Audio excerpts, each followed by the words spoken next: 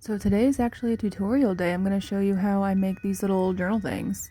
The one I'm going to show you how to make is a little bit different than this big one, but the process is pretty similar.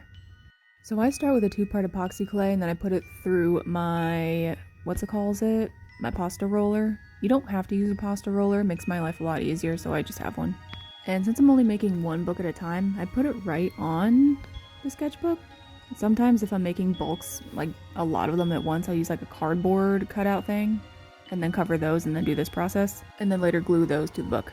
But as you can see with this, I just flattened it out on the book cover, used a really cool stamp, stamped some designs into it, just make a background. Now I'm making some vines.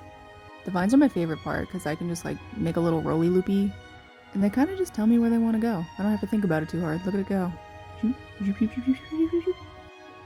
And then I'm just gonna do that probably around the whole outside. Like that. There we go. See, there's my vines. I added some texture in there. Kind of looks like wood.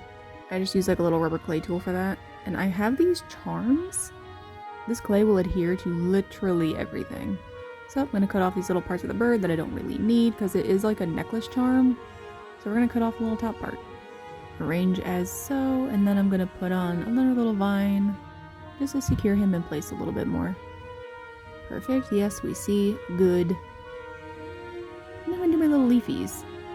I do use a mold for my leaves. Can I sculpt them? Sure. Do I want to? No. I don't have time for that. Nobody has time for that. That's why there's molds.